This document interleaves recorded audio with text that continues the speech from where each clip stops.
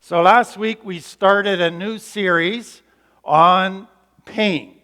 Not a popular topic for people coming out of trauma, but that's why I want to talk about it, because most people coming out of complex trauma with pain have not ever really dealt with it in a healthy way. And because of that, it's led to a whole bunch of decisions in life that have just eventually added more pain, not taken it away. And so tonight I want to go to a very painful emotion, that of guilt. And I just want to say up front that this might stir up some stuff in you. And I don't want to stir up so much pain that you want to go out and relapse in order to numb it all again. So if you're struggling at the end, really, I encourage you to talk to somebody and not go home just being in pain. What I hope you can do is hear a lot of what I say just at an academic level and learn some tools for dealing with pain, the guilt around failure. And I suspect as soon as you hear failure or guilt, something in you kind of cringes and gets nervous, or some anxiety begins to happen. Here's how I would explain it to people. Anybody that goes through failure, no matter how healthy they are, is going to have some pain. There's going to be some guilt, there's going to be some frustration, disappointment in their self. But people from complex trauma, they don't just have the pain of the failure, they have the pain of all the stuff that came after the failure. And so in a complex trauma home, if you failed, it didn't stop there. You then got your face rubbed in it, you got berated, and a whole bunch of other things happened. And so what failure meant to you was nothing good ever happened. Failure was painful enough, but it was even worse because a whole bunch of other bad things happened. So failure to a person in complex trauma never led to anything good. It only led to more pain. Do you realize that the original design for failure is that good would come out of it? That we would learn from it, that we would become better because of it. But in trauma, no good ever came out of it. And so a person coming out of that is afraid of failure. They avoid failure as best they can. And so they're afraid of failure, and because of that fear, which is a very deep fear, and I suspect if you stop and think most of you have it, the fear is so great that you go, you know what, I'm never going to attempt anything new. Because anything new brings with it the possibility of failure. And that never leads to anything good, so therefore don't try anything new. Some of you became perfectionists, and you thought the only way I'm going to be successful in life is I do everything perfectly. That's the only way people will love me or respect me. But some of you, you've had so much failure and you've been beaten up so much by your parents that you don't need your parents to beat you up anymore. You beat yourself up. And when you fail, you get out this great big whip in your brain and you just start beating on yourself and tearing yourself down. And that doesn't lead to anything good, but you do it very well. And then for many people in recovery, they'll do well for a while, they'll have success, and then they'll relapse or have a failure.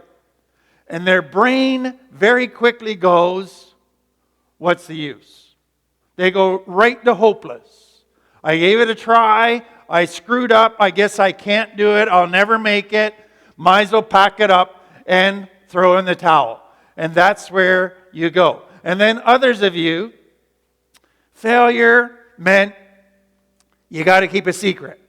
Don't tell anybody. Don't ever admit it because they will punish you. They will berate you, humiliate you, and shame you. And so all of that is what you have done out of fear of failure. But I hope you realize that none of those things really have made your life better. They've actually resulted in more pain. So the question I want you to think about with me tonight is failure only negative? And I hope by the end you'll begin to see that it doesn't have to be an ending in negative. Good things can come out of that. So let me begin by just kind of laying out a little bit of a foundation. So tonight I'm going to talk about guilt and failure. And next week I'm going to talk about a common problem in complex trauma, which is false guilt. So you were made to feel guilty when you never did anything wrong. And a lot of you struggle with that. But just to kind of get a foundation laid tonight, I want you to understand the dynamics of what happens when we do fail. So we have this little thing called a conscience.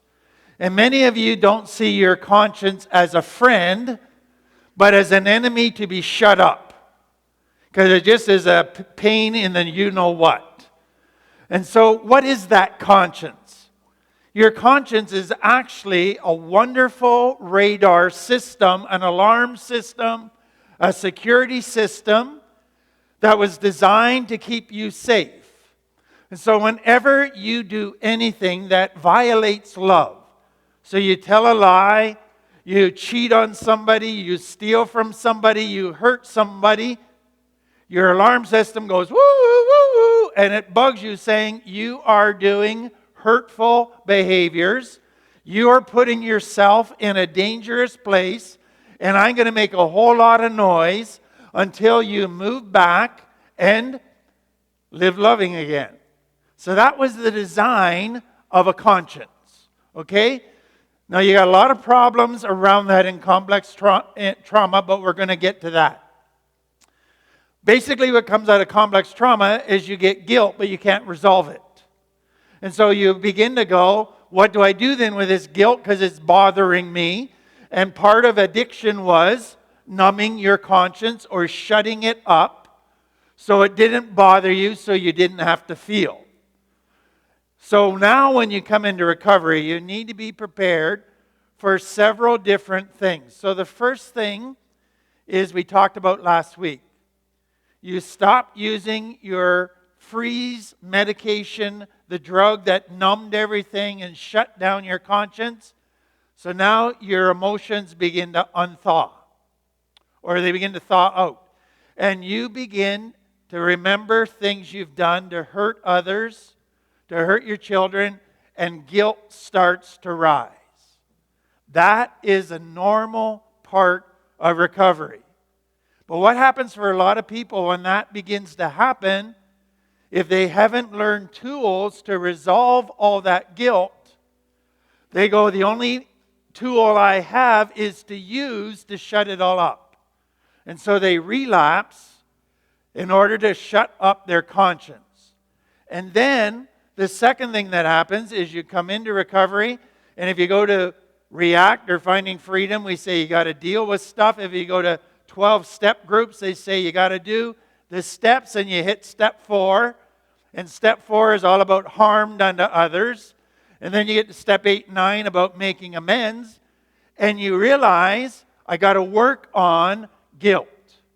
And what the founders of AA realized is that guilt is one of the greatest causes of relapse. So if people don't deal with guilt, they're not going to make it in recovery. And so that's why step 4 partly was designed is to take people to actually look at their guilt and deal with their guilt. So it is a big issue in recovery. And so I don't want to just stir up guilt. I want to give you tools for dealing with that guilt. But before I get there, a couple of things more that I wanted to say. As a counselor working with addicts for the last 15 years, I've noticed two things around guilt. And I would call it the client's greatest regrets. I want to get a sense of their greatest regrets, but I also want to get a sense of their greatest secrets. So what is the one or two things that they will not tell me until they feel totally safe? They will tell everything else about themselves to me except that one or two things. Because if I can figure that out, then I can get to what they need to deal with if they're going to stand a chance. So what is their greatest regrets or their greatest guilt? Usually it's what they've done to their kids. And if they spend too much time thinking about that, it can become overwhelming for them. And what are their greatest secrets? Usually it's what they've lowered themselves to do to get the drug, or what they've done in the problem that they now are so embarrassed about, it just overwhelms them. And those two things, their greatest regrets and their greatest secrets, might give you a little bit of direction in your own thinking to say, I think I'm going to have to deal with those.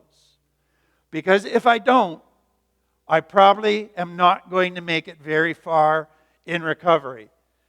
Now, it's easier to talk about those things than to actually let go of them and forgive yourself. And we're going to talk about that at the end, because that's what all of this is going to lead to. The next thing is I find that a lot of people are afraid to look at those very painful things because they're afraid of opening that can of worms. And again, I want you to hear me say, don't open that can until you have somebody with you and until you have some tools, or else it will be overwhelming. So let's go now to childhood and think about if you were to fail as a child and you feel guilt for something you did wrong, what would happen to you if you admitted to mom and dad that you had done a certain thing?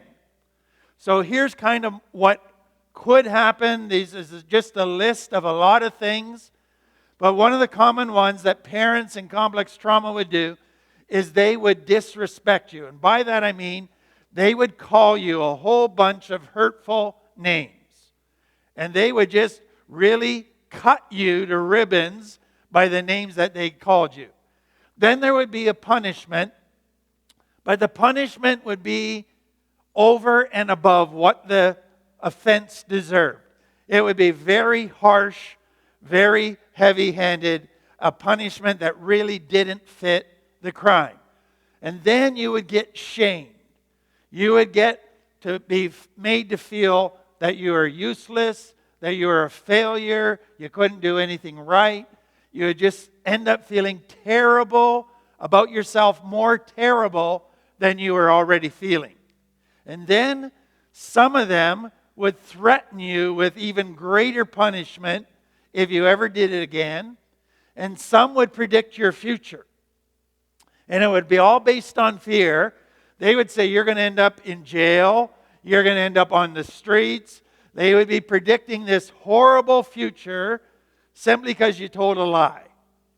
But they were going to try and scare you straight, basically, which doesn't really work.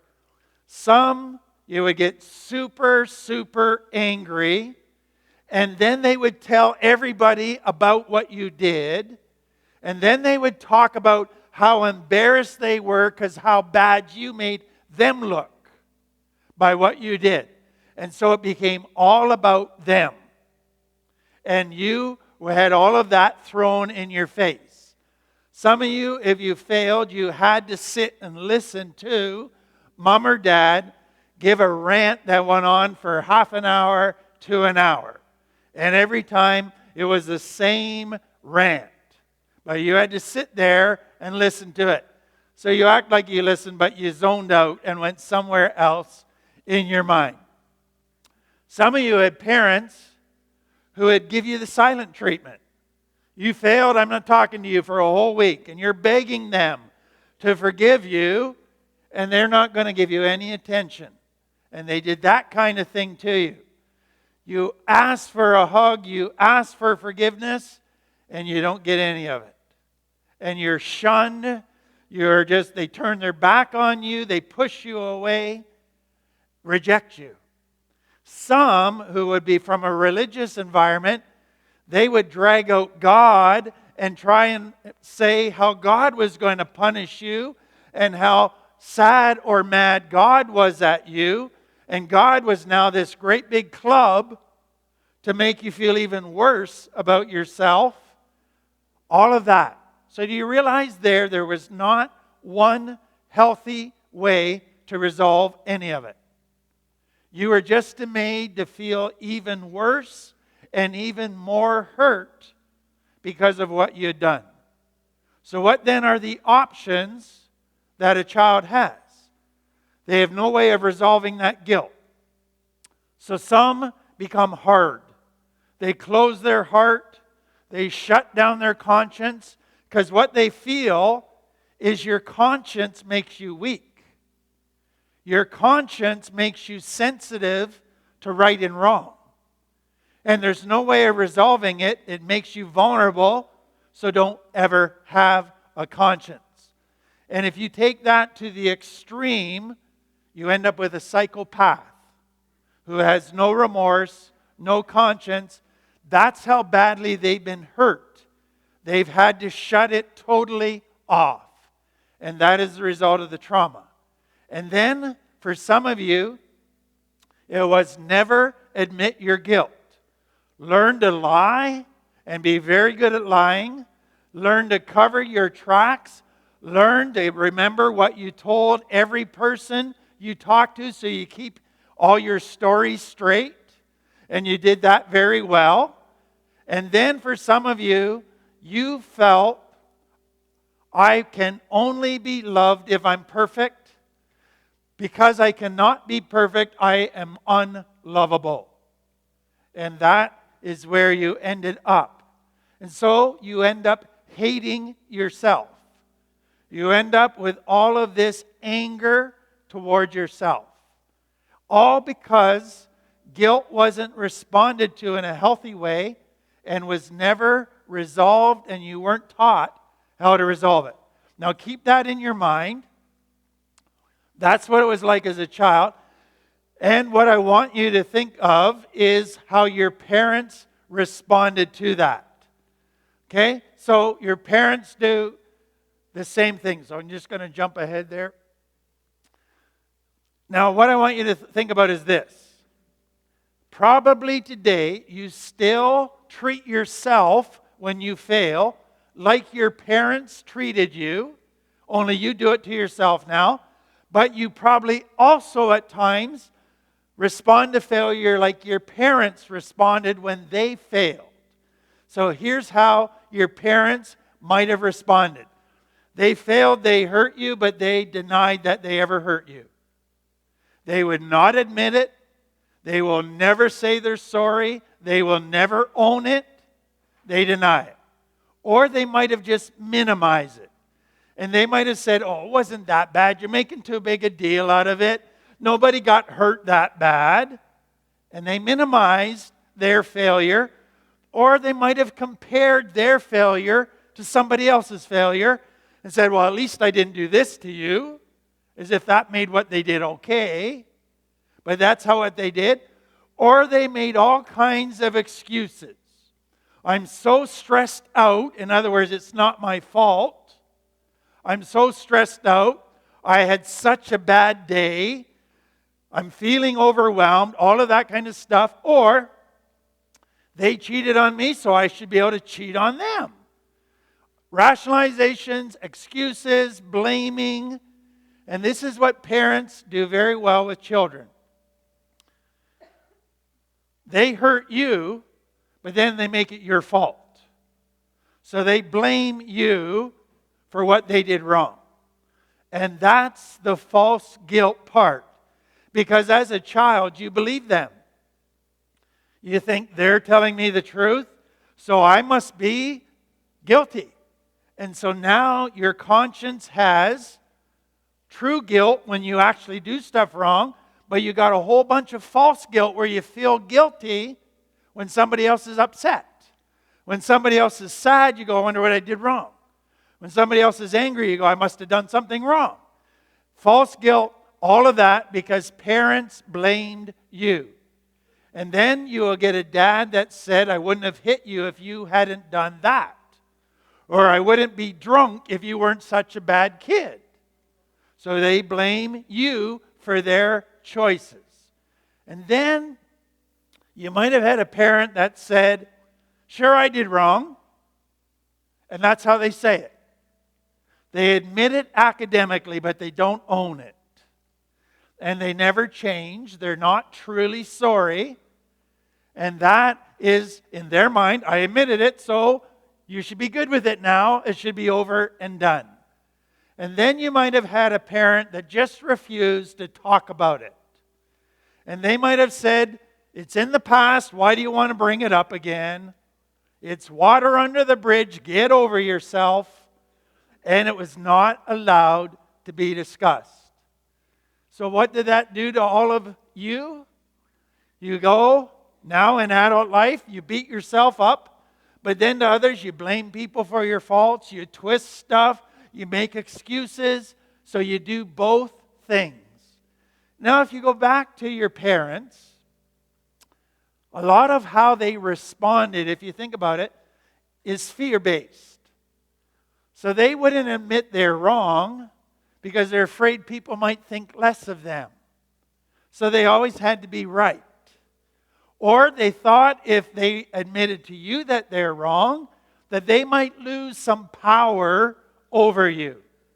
Fear-driven. Or if they admitted that they're wrong, you might do what they would do, which is use it against them. Throw it in their face all the time, humiliate them, talk to others about it. So they were controlled by a lot of fear as well. So you can kind of look at those two lists of how your failure was responded to as a child, how your parents responded when they failed, and see if you can see your style. And you might learn some self-awareness from that. Okay, let's go to healthy. How do I respond to failure in a healthy way? So number one, I want you to understand this. You're not going to go through the rest of your life without failure. Failure is a part of growth.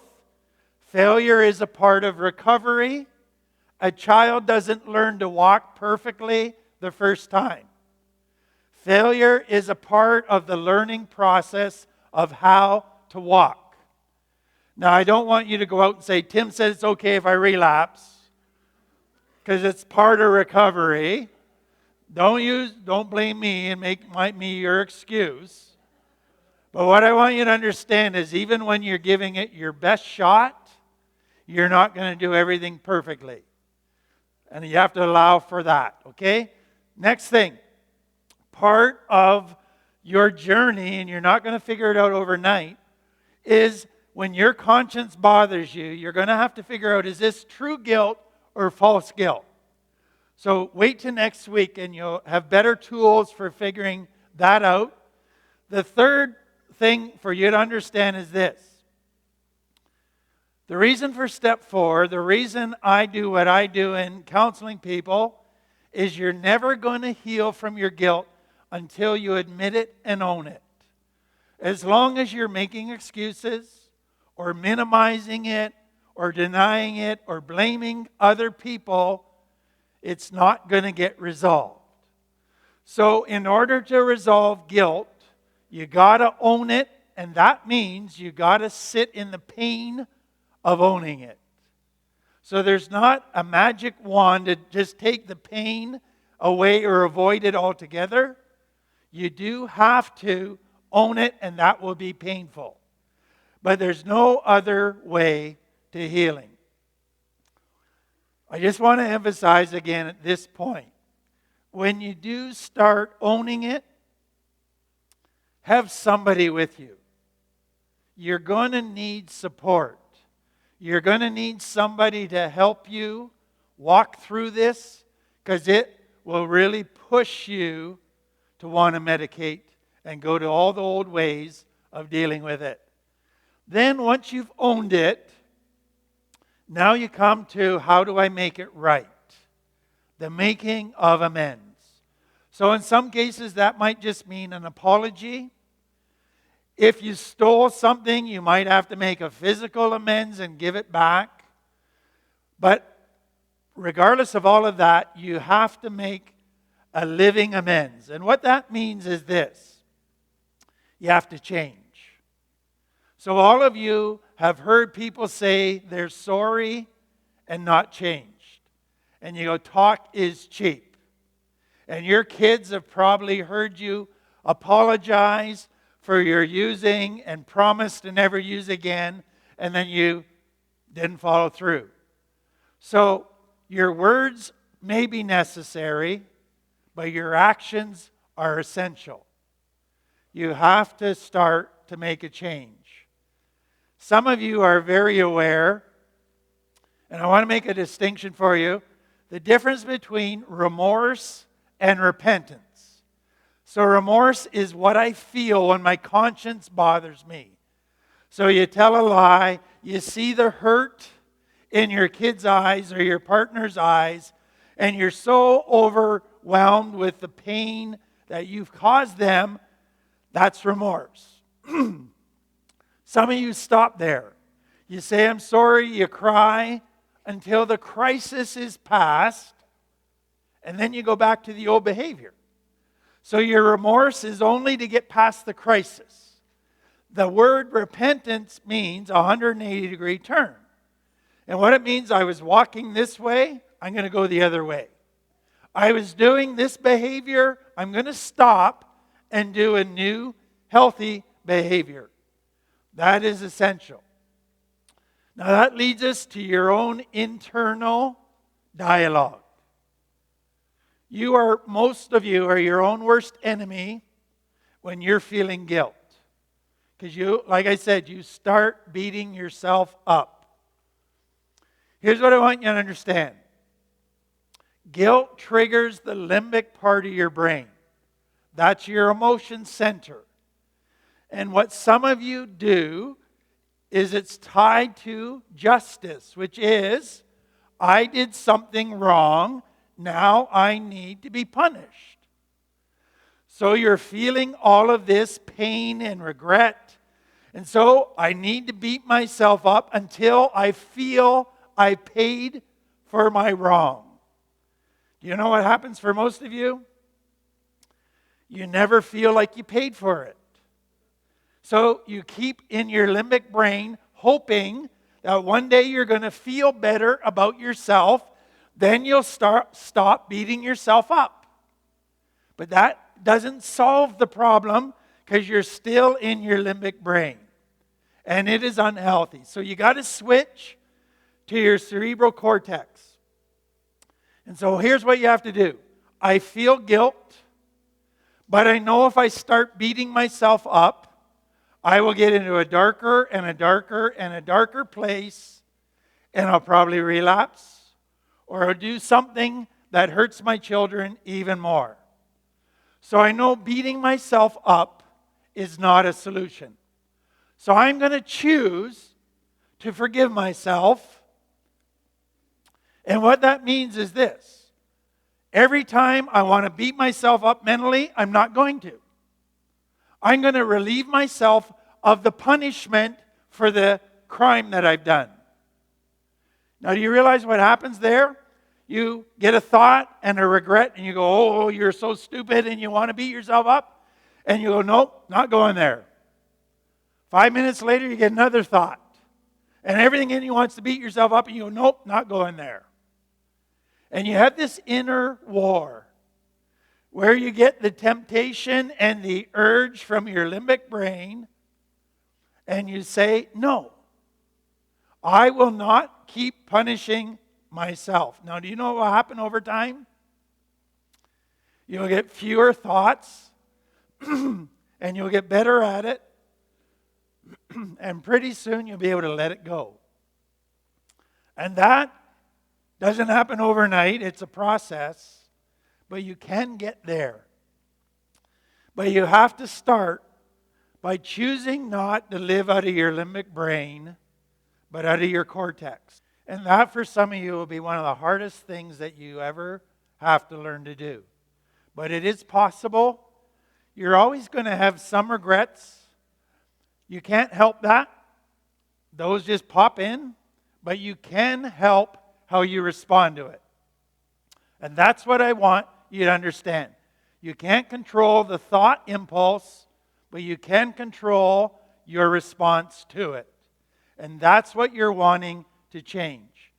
Now, this is where some people find great value in a spiritual component to feel that they can get forgiveness with their higher power, and that can be very helpful. But what I want to end with is this. What happens if you go, that's too hard? I don't think I can do it. Well, let me give you the other option. Stay beating yourself up. Stay in not resolving the guilt inside of you. How's that going to play out? Play that tape to the end. So what happens as soon as you don't resolve guilt? You have a conscience that keeps eating away at you. And then what kicks in? I want to disconnect from that feeling. And so you start to either stuff or you start to get distractions so you don't feel the guilt feeling. And you know where that's heading? Relapse. So relapse doesn't happen when you pick up. Relapse happens when you start disconnecting. And that's what you need to understand. If you don't start resolving this, the relapse will continue to happen. Then for many, that need to punish yourself will progress like an addiction. And it will get worse, and it will get to self-harm. It will get to destructive behaviors. It will get flirting with risky behaviors, flirting with death, just because you feel you need to punish yourself. And then many will say, I'm guilty. I don't deserve anything good happening to me. So they get in recovery and things start going well. They get a job, they get their kids back, they get in a good relationship, and then their guilt says, you don't deserve this. They sabotage everything because they don't think they deserve it. And they're not able to accept love. They're not able to enjoy happiness. And so they just keep themselves in a cycle of sabotage, relapse, get back on their feet, things going well, sabotage, relapse, and away it goes. So I hope what you begin to realize is not resolving my guilt, even though it's going to be painful to resolve, is not an option. Because it will lead to nothing but more pain, more harm, and then it will lead to greater anger, greater depression. So I better start dealing with this stuff. So I hope just those beginning tools, talk to somebody, own it, but don't beat yourself up. Choose to forgive yourself. Start there, and then we'll see how it progresses.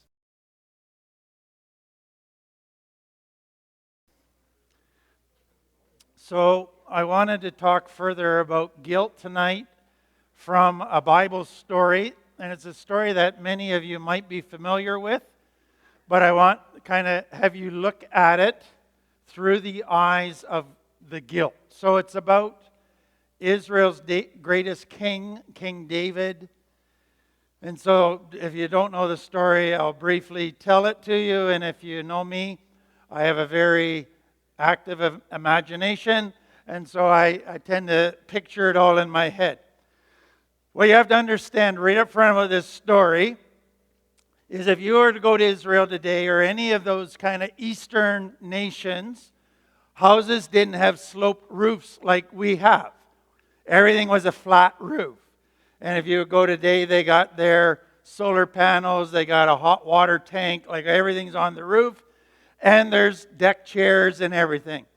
So in an age, so we're going back 3,000 years here, in an age where there's no air conditioning, in a country that gets very hot, a common thing would be in the late afternoon to go up on the roof where the breeze was starting to blow and cool off a little bit and just rest. You'd have a nap or siesta in the hottest part of the day and then cool down. The other thing you have to understand is without hot water in that culture, what they would do is put their bathtub on the roof, fill it up with water, and then let it heat up all day as the sun beat down. And the hottest the water would get would be 4 or 5 o'clock in the afternoon. So one day David goes up for a walk. He might have had a busy day as a king. He might be stressed out, angry.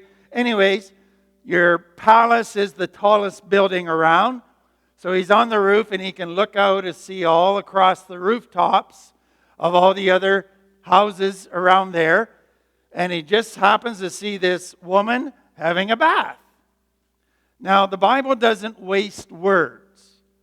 So when it gives us a word, you pay attention because it doesn't say she was beautiful.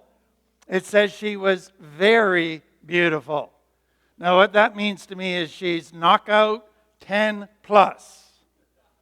She is hot. So David sees her and he goes, whatever hubba hubba he might have said. So that then plays in his head. So he goes home, down into the palace, and it's playing in his head. He's kind of reliving all the mental images that he saw, and the attraction is growing, and he wants this woman. So he asks a few people, trying to be very sly, who's the lady that lives down the street? What's the family there? And they kind of know what he's up to, and they answer him because he's the king. But they say, she's the wife of your top soldier. And this soldier is one of your bodyguards. He's a guy you trust your life to. He's a guy that has given his life to protect you. I don't think you want to be messing with his woman. Well, David just sits in it and it stews away. And a couple days later, he invites the woman over, supposedly for coffee, gets her into the sack, and it all happens. And David thinks, okay, nobody noticed. I got away with it. No big deal. Whew. A couple weeks later, he gets this little message through a messenger saying, I'm pregnant. Now, what are you going to do if you're David, the king of Israel, and you just got your top bodyguard's wife pregnant? Now, you have to understand, his top bodyguard is away fighting in a war for David, out to help David. So that's why the wife was alone. So David's got to weigh out 2 options. Do I own it? Do I admit it? Or do I do a cover-up? So, option 1, let's own it, let's admit it. Dumbest idea in his mind in the world. Do you realize if he owned it in that culture, that was adultery, he could be literally stoned to death. So that's not a happy way to go out. So then he thought, you know what? If I admit to people, even if they don't stone me to death, everybody's not going to see me the same way or respect me the same way. And my ratings in the polls are really going to drop. So, no, maybe I should keep it a secret. And then if I find out that all my soldiers find out that I cheated on the top soldier's wife, they're going to lose respect for me. Man, the whole nation's going to start to turn against me. And then, so the lady was the wife of the top soldier. I didn't tell you that lady's grandpa was David's top advisor, his main consultant, the one David went to when he needed advice, when he had a problem. So now what's his top advisor going to do? Man, these guys could destroy him. And then he's going to go, you know what? If she has the baby and they know it's from me, then they know it's a bastard son, and he's going to get picked on all his life. So you can see in David's mind, it's a no-brainer. Don't tell anybody. Don't own it. And then he goes to, okay, what about covering up? Let's explore that option. So here's David's kind of like you and I would do. He says, this is a no-brainer. What I'm going to do is send a message to the husband, whose name is Uriah, and say, I'm so proud of you. You're my top man. I want to give you 2 weeks holiday. Come home, enjoy time with your wife, and just relax for a couple weeks. He's going to go home and sleep with her, and everybody's going to think it's his kid. Sounds like a no-brainer? Sounds like any guy would come home and see his hot wife after not seeing her for months because he's been away at war and he can't get in the sack fast enough. Do you want to know what Uriah did? He came home and he said, I really want to sleep with my wife, but my brothers are in battle right now fighting for their life. I can't indulge myself with a pleasure when they're making so many sacrifices. So he didn't sleep with his wife. Well, that put a monkey wrench in David's plan. He goes, no problem. I'll just get him drunk. Because if he's drunk, then of course he's going to go into bed with her because his inhibitions are down. And alcohol actually stimulates the sexual desire part of your brain. And he's going, sure, I can still solve this. So he gets him drunk, and you want to know what Uriah did? He had more morals even when he is drunk than David had sober. He went and he slept on the front porch just so he wouldn't be tempted by going into bed with his wife. David still couldn't get the guy to sleep with his wife and cover his tracks. So he says, okay, I got a third plan. I'm going to send Uriah back to battle, and I'm going to tell the commander of the battle, so the boss of the battle, the captain who's in charge, I'm going to say, put Uriah leading the men at the front of the battle in the most dangerous part because he's our best soldier. That's what he's wanting everybody to think. I'm going to put him in danger in the hottest part of the battle because that's where he's likely going to get killed. And then he gives a special message and he says, once you're in the battle, start to retreat and leave him stranded. Only the boss knew that part. And what he's saying is, I'm going to kill him. And then I'm going to go rescue this poor, crying widow lady. I'll marry her, and then I'll have sex with her, and they'll think the baby's just a preemie because it's going to come early. So that's his plan. Now, do you realize he thought that all three of them would work? And he refused to own it. So Uriah did die. He got killed in battle. He did take Bathsheba and married her. The baby was born. Everybody thought the baby was just premature. David thought he got away with it. Except for one thing, his conscience. So I want to read you from his journal. So he writes 2 journal entries that are in your Bible, Psalm 32 and Psalm 51, if you want to read them. And here's what he says. When I kept silent, so what you have to understand is that he didn't own it for a whole year. So he sat with a guilty conscience for a whole year before he finally owned it and came clean. And here's what he wrote. When I kept silent, my bones wasted away through my groaning all day long. In other words, it was eating me up. I was in constant pain. It was wearing me down. Day and night, it's just like there was this heavy hand on me. I couldn't get any relief. I couldn't get any sense of freedom or happiness. My strength was sapped like the heat of the summer. I was exhausted all the time. And if you've been in guilt for a while, you know that feeling. And then the other one he wrote, let me hear joy and gladness. In other words, I haven't heard joy or gladness for a long time. Please let me hear joy and gladness again. Let the bones you've crushed rejoice. Restore to me the joy of your salvation. Here's what I want you to get. Guilt affected him physically, emotionally, and spiritually. It affected every part of his life. It made him physically hurt.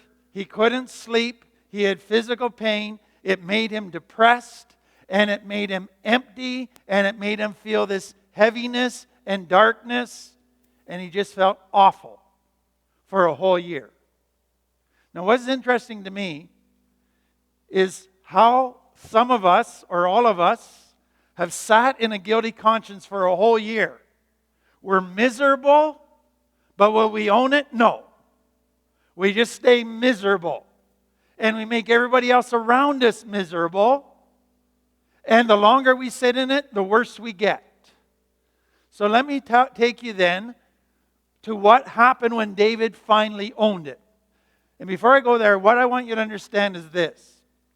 David found that God forgave him, and he was able to forgive himself and be forgiven by others, but there were still natural consequences he had to go through. So David ended up having a couple of his children who were so hurt by what their dad did that they rebelled against their dad. Another son said, if dad can do it, I can do it too. And he raped his half-sister. So David had all kinds of problems that came out of that decision. And we do too. But he was able to find forgiveness. So here's what he writes a little later in Psalm 32. Then I acknowledged my sin. I owned it to you, God, and you forgave me the guilt of my sin. When you feel that forgiveness, it's just like this huge load comes off. And then he says, how happy is the one whose transgressions or failures are forgiven. How happy is the man whose spirit has no deceit. And that means who owns it. So he's saying, I finally feel happiness again. It is such a wonderful feeling. And then in Psalm 51 he says this. He says, God, you don't want me to make some sacrifice. You don't want me to beat myself up. You don't want me to go and pay $1,000 to try and ease my conscience. What you're looking for is the sacrifices that God delights in are a broken spirit, a broken and a contrite heart, O God, you will not despise. In other words, when we sit in that guilt and we go, I'm going to be miserable, I'm not going to own it, we don't have a contrite heart, we don't have a broken spirit or a broken heart. We're stubborn. We're defiant. And we're going to hang on to our thing. And what he's saying was when you finally are broken, you say, I'm done with it. It's over. I'm going to change my ways. And I'm going to turn around. And when you do that, something changes. And you feel God's forgiveness. And what David wants us to see is a lot of us, when we're in that place and we think about owning it, we're afraid God's going to say, you got to be punished by me now. And so we're thinking, oh, I can't own it because God's still going to be mad at me. You want to know what David said? A broken and a contrite heart, God will never refuse. He welcomes you back. He's forgiving. He's not saying, you got 2 weeks in the doghouse and then I'll give you a hug. He says, welcome home. I'm so glad you finally let go of that and came back. And that's what David wants us to understand. So there was wonderful, positive things. So let me give you a couple more things that I want you to get. Proverbs is known as the book of wise sayings. It's by a guy named Solomon who is David's son. And guess who his mother was? Bathsheba. And out of that union came this boy named Solomon. And one day he became the king. And God appeared to him and said, what would you like more than anything else in the world? I'll give it to you. If you want money, I'll make you the richest man in the world. If you want whatever, you just say it, I'll give it to you. You want to know what Solomon said? Please give me wisdom. Show me how to live healthy. And God said, I'm going to make you the wisest man in the world. But because you desired that which was best for you, I'm going to make you the wealthiest man in the world as well. But you know what? Solomon had one problem. Sex. Like his dad. He ended up with 1,000 women in his life. That's how screwed up he was in that area. But here's what he says. He who conceals his failures never prospers. But he who confesses and renounces them finds mercy, forgiveness. And then in 1 John it says, if we confess, and that word confess means we don't minimize it, we don't rationalize it, we see it accurately and own it totally. So it's saying if you want to get healing for guilt, you got to see it accurately, not make excuses, own it totally, and then what will happen? God is faithful and just to forgive us. So, point is this. You can sit in guilt. Nothing good's going to come out of that. Or you can go through the pain of owning it and dealing with it, and you will find not the judgment you feared, not the rejection and shame you feared. You'll find forgiveness. You'll find mercy. And you'll find that that very failure you can learn from and become better because of it. And that's my hope for you all, is that if you're in guilt right now, you're able to say, God, I give it up, I'm coming back, and experience the forgiveness and joy that has been lacking for so long.